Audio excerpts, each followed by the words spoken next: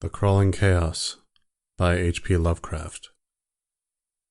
Of the pleasures and pains of opium much has been written. The ecstasies and horrors of De Quincey and the paradis artificiels of Baudelaire are preserved and interpreted with an art which makes them immortal. And the world knows well the beauty, the terror, and the mystery of those obscure realms into which the inspired dreamer is transported. But, much as has been told, no man has yet dared intimate the nature of the phantasms thus unfolded to the mind, or hint at the direction of the unheard-of roads along whose ornate and exotic course the partaker of the drug is so irresistibly borne. De Quincey was drawn back into Asia, that teeming land of nebulous shadows whose hideous antiquity is so impressive that, quote, the vast age of the race and name overpowers the sense of youth in the individual, unquote. But farther than that, he dared not go. Those who have gone farther seldom returned, and even when they have been either silent or quite mad. I took opium but once, in the year of the plague, when doctors sought to deaden the agonies they could not cure. There was an overdose. My physician was worn out with horror and exertion, and I travelled very far indeed. In the end, I returned and lived. But my nights are filled with strange memories, nor have I ever permitted a doctor to give me opium again. The pain and pounding in my head had been quite unendurable when the drug was administered. Of the future I had no heed. To escape, whether by cure, unconsciousness, or death, was all that concerned me. I was partly delirious, so that it is hard to place the exact moment of transition, but I think the effect must have begun shortly before the pounding ceased to be painful. As I have said, there was an overdose, so my reactions were probably far from normal. The sensation of falling, curiously dissociated from the idea of gravity or direction, was paramount, though there was subsidiary impression of unseen throngs in incalculable profusion, throngs of infinitely diverse nature, but all more or less related to me. Sometimes it seemed less as though I were falling than as though the universe or the ages were falling past me. Suddenly, my pain ceased, and I began to associate the pounding with an external rather than internal force. The falling had ceased also, giving place to a sensation of uneasy, temporary rest, and when I listened closely, I fancied the pounding was that of the vast, inscrutable sea, as its sinister, colossal breakers lacerated some desolate shore after a storm of titanic magnitude. Then I opened my eyes. For a moment, my surroundings seemed confused, like a projected image hopelessly out of focus. But gradually I realized my solitary presence in a strange and beautiful room lighted by many windows. Of the exact nature of the apartment I could form no idea, for my thoughts were still far from settled. But I noticed van-colored rugs and draperies, elaborately fashioned tables, chairs, ottomans, and divans, and delicate vases and ornaments which conveyed a suggestion of the exotic, without being actually alien. These things I noticed, yet they were not long uppermost in my mind. Slowly but inexorably crawling upon my consciousness and rising above every other impression came a dizzying fear of the unknown, a fear all the greater because I could not analyze it, and seeming to concern a stealthily approaching menace, not death, but some nameless, unheard-of thing inexpressibly more ghastly and abhorrent. Presently, I realized that the direct symbol and excitant of my fear was the hideous pounding whose incessant reverberations throbbed maddeningly against my exhausted brain. It seemed to come from a point outside and below the edifice in which I stood, and to associate itself with the most terrifying mental images. I felt that some horrible scene or object lurked beyond the silk-hung walls and shrank from glancing through the arched, latticed windows that opened so bewilderingly on every hand. Perceiving shutters attached to these windows, I closed them all, averting my eyes from the exterior as I did so. Then, employing a flint and steel which I found on one of the small tables, I lit the many candles reposing about the walls in arabesque sconces. The added sense of security brought by closed shutters and artificial light calmed my nerves to some degree, but I could not shut out the monotonous pounding.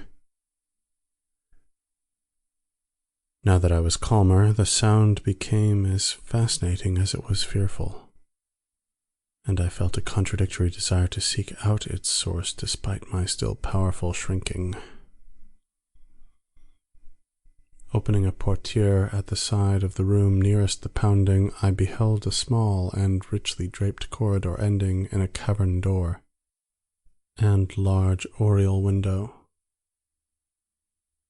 To this window I was irresistibly drawn, though my ill-defined apprehensions seemed almost equally bent on holding me back.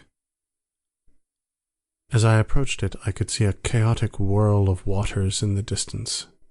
Then, as I attained it and glanced out on all sides, the stupendous picture of my surroundings burst upon me with full and devastating force. I beheld such a sight as I had never beheld before, and which no living person can have seen save in the delirium of fever or the inferno of opium. The building stood on a narrow point of land, or what was now a narrow point of land, fully 300 feet above what must lately have been a seething vortex of mad waters.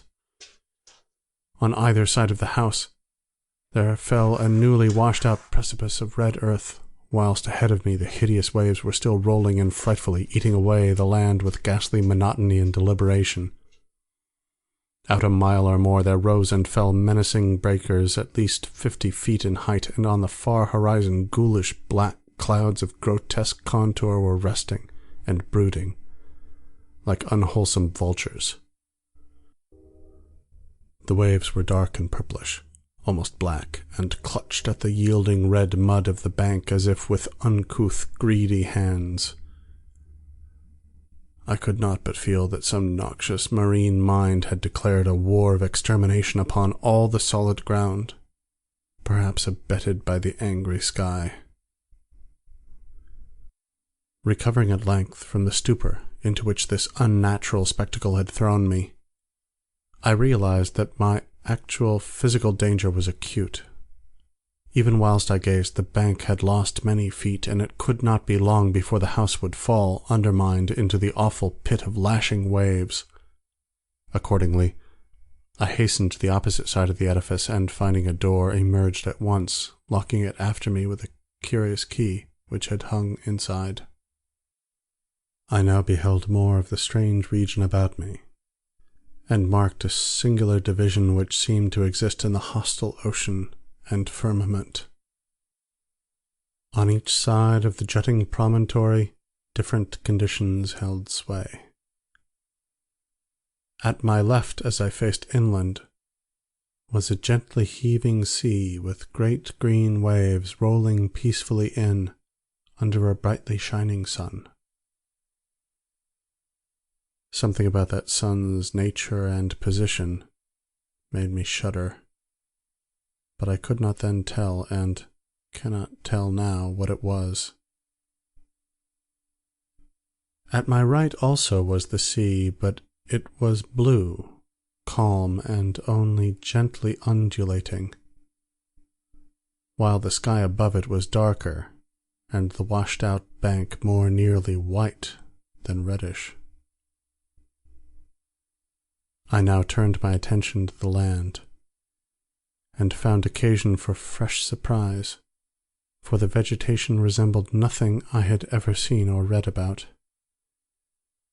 It was apparently tropical, or at least subtropical, a conclusion borne out by the intense heat of the air. Sometimes I thought I could trace strange analogies with the flora of my native land, fancying that the well-known plants and shrubs might assume such forms under a radical change of climate. But the gigantic and omnipresent palm trees were plainly foreign. The house I had just left was very small, hardly more than a cottage, but its material was evidently marble, and its architecture was weird and composite, involving a quaint fusion of Western and Eastern forms. At the corners were Corinthian columns, but the red tile roof was like that of a Chinese pagoda. From the door inland there stretched a path of singularly white sand, about 4 feet wide, and lined on either side with stately palms and unidentifiable flowering shrubs and plants. It lay toward the side of the promontory, where the sea was blue and the bank rather whitish. Down this path I felt impelled to flee, as if pursued by some malignant spirit from the pounding ocean. At first it was slightly uphill, then I reached a gentle crest. Behind me I saw the scene I had left, the entire point with the cottage and the black water, with the green sea on one side and the blue sea on the other, and a curse unnamed and unnameable lowering over all. I never saw it again, and often wonder. After this last look I strode ahead and surveyed the inland panorama before me. The path, as I have intimated, ran across the right-hand shore as one went inland. Ahead and to the left I now viewed a magnificent valley comprising thousands of acres and covered with a swaying growth of tropical grass higher than my head. Almost at the limit of vision was a colossal palm tree which seemed to fascinate and beckon me. By this time, wonder and escape from the imperiled peninsula had largely dissipated my fear. But as I paused and sank, fatigued, to the path, idly digging with my hands into the warm, whitish golden sand, a new and acute sense of danger seized me. Some terror in the swishing tall grass seemed added to that of the diabolically pounding sea, and I started up, crying loudly and disjointedly, "Tiger! Tiger! Is it tiger? Beast? Beast? Is it a beast that I'm afraid of?" My mind wandered back to an ancient and classical story of tigers which I had read. I strove to recall the author, but had difficulty. Then, in the midst of my fear, I remembered that the tale was by Rudyard Kipling. Nor did the grotesqueness of deeming him an ancient author occur to me. I wished for the volume containing this story, and had almost started back toward the doomed cottage to procure it when my better sense and the lure of the palm prevented me. Whether or not I could have resisted the backward beckoning, without the counter-fascination of the vast palm tree, I do not know.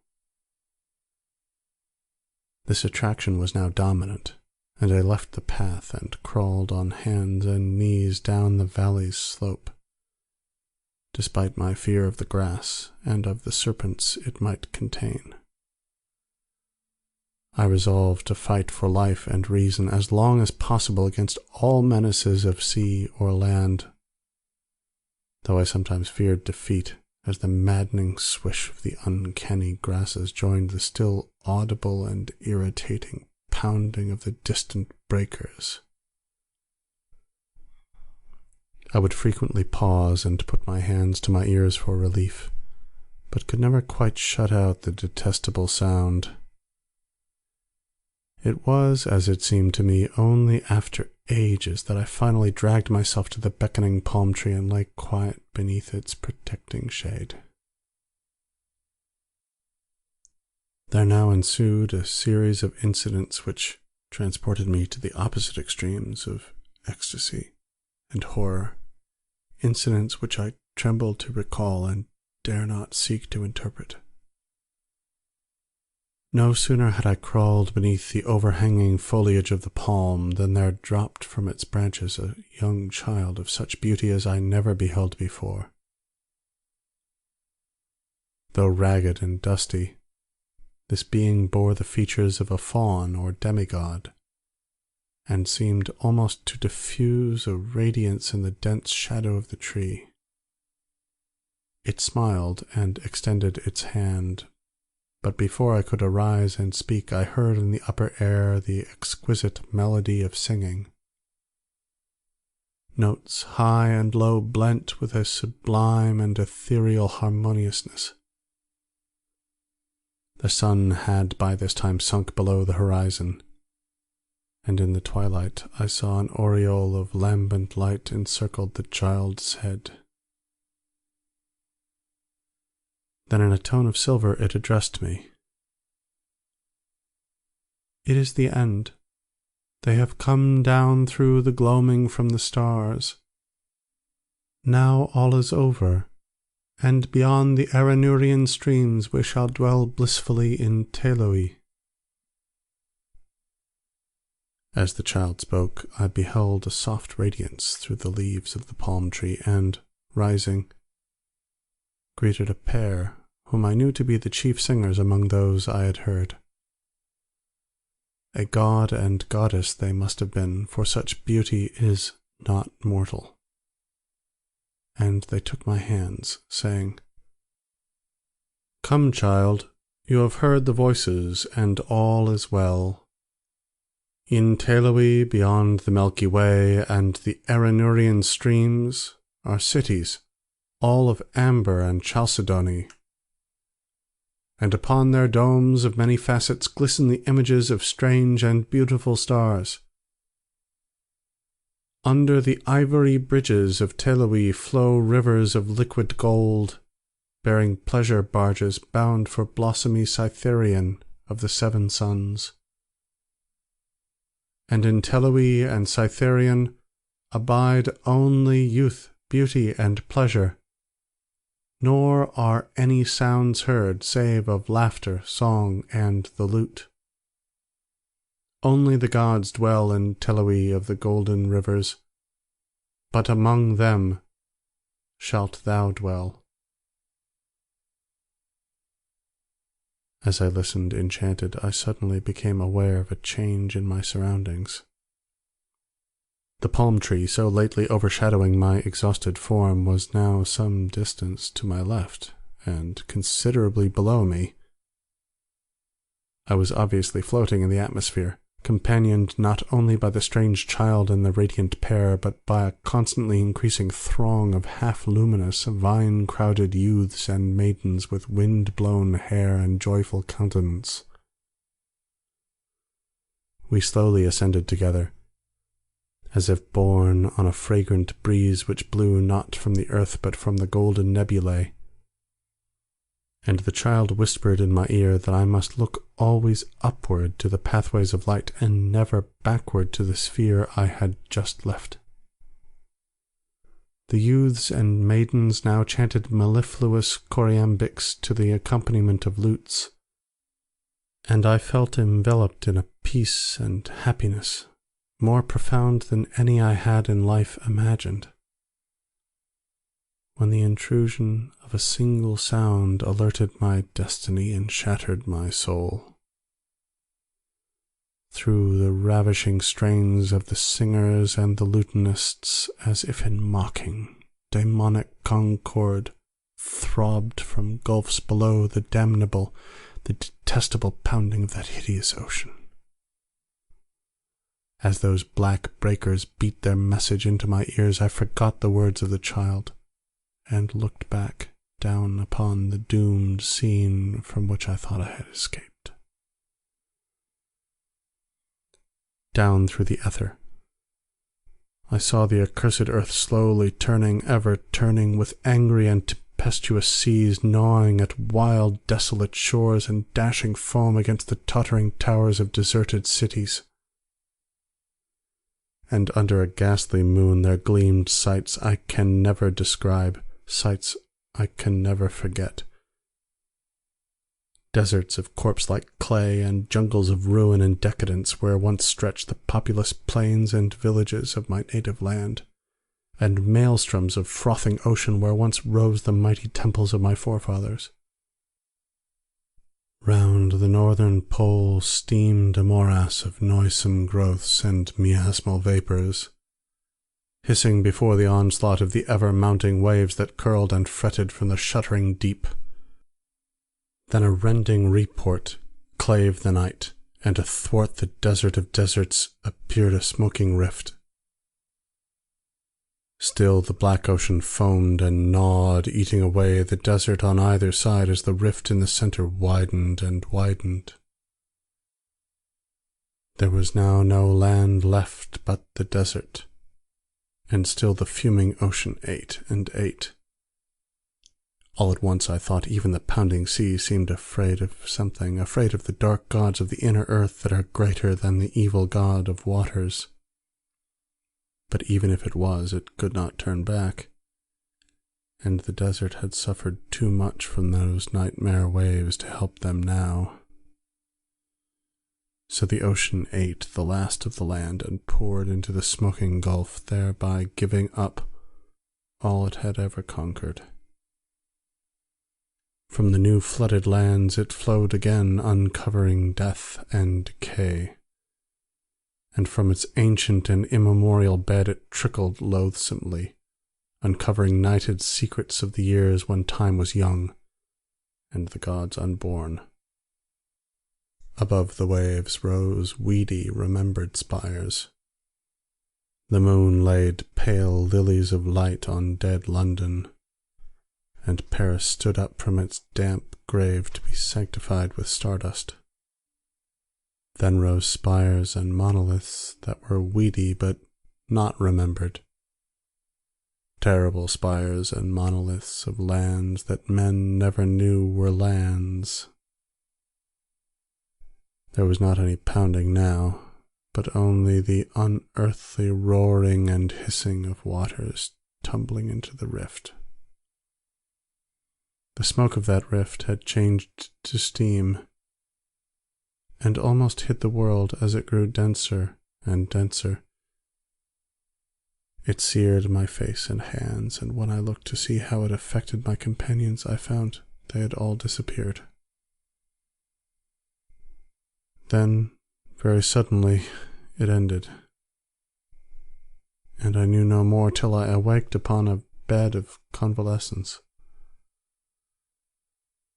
As the cloud of steam from the plutonic gulf finally concealed the entire surface from my sight, all the firmament shrieked at a sudden agony of mad reverberations which shook the trembling ether. In one delirious flash and burst it happened, one blinding, deafening holocaust of fire, smoke, and thunder that dissolved the wan moon as it sped outward to the void.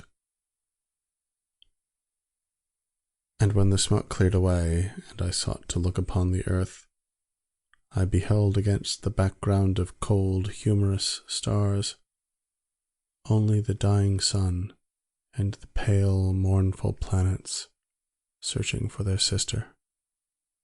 End of The Crawling Chaos by HP Lovecraft.